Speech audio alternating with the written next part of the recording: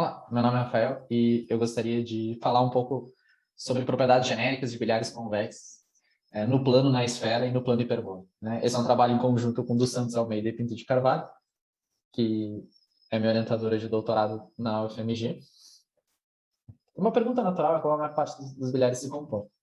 E a gente sabe dizer que, genericamente, nenhuma trajetória periódica colide múltiplas vezes em um mesmo ponto, com ângulos distintos. Esse é o resultado de Stojanov.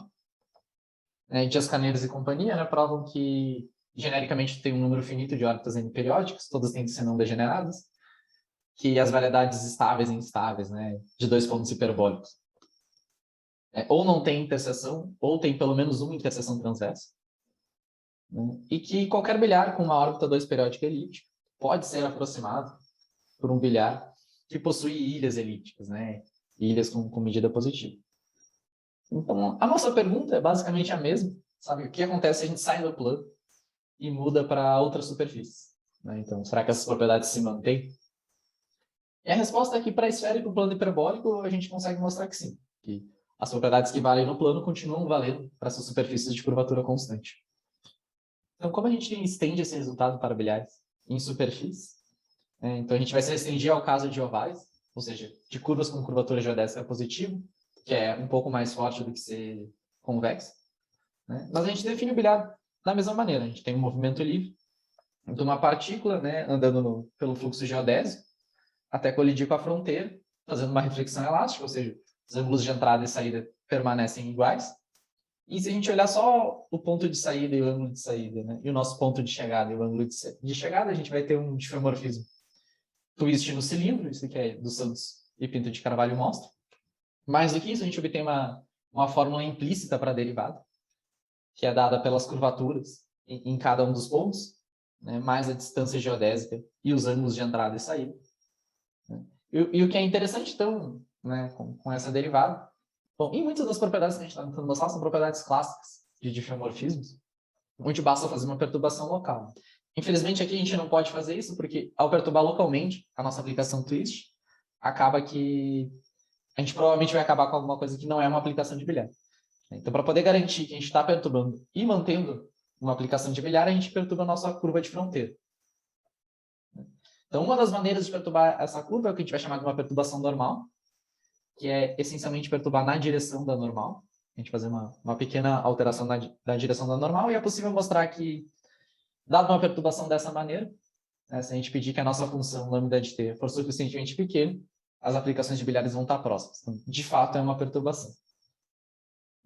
Isso eu acho, porque a gente pode fazer, então, uma perturbação onde a gente mantém a órbita, mas altera a curvatura, né? Ou seja, a gente consegue controlar, a gente consegue alterar um pouco a derivada do bilhar, né? A gente consegue manter a distância e os ângulos iguais e alterar apenas a curvatura geodésica. E com isso a gente vai conseguir mostrar que, genericamente, a gente possui um número finito de órbitas N periódicas, todas não degeneradas, e o fato de pelo menos uma delas ser hiperbólica decorre da nossa transformação ser twist. Então, usando esses resultados, mais o teorema de transversalidade de Thom, Almeida e Pinto de Carvalho conseguem provar que, genericamente, a gente não tem batida múltipla, né? Ou seja, nenhuma trajetória periódica colide duas vezes no mesmo ponto, com ângulos diferentes, né? E ainda mais que órbitas de mesmo período não têm ponto em comum, né? Elas são isoladas. Agora, a gente quer garantir a interseção transversa, né? E para isso a gente vai precisar da definição de feixe de raios, né? Isso é uma maneira, né, de associar uma curva no nosso espaço de fase a uma variação geodésica em cima da nossa órbita, né? E essa variação geodésica vai gerar um campo de Jacobi ortogonal, e esse campo de Jacobi vai depender apenas da curvatura, né, no ponto da minha trajetória e do vetor tangente a essa curva. Então, usando essa definição de feixe de raios, a gente consegue perturbar a nossa curva e transformar uma interseção que era tangente em uma interseção transversa, mostrando que os campos de Jacobi associados vão ser diferentes. Então, a gente vai conseguir quebrar uma interseção tangente e transformar ela numa interseção transversa. Com isso, a gente consegue mostrar, então, que genericamente as variedades estáveis, né, ou não possuem interseção, mas se possuírem uma interseção, a gente consegue garantir que elas têm que ter interseção transversa.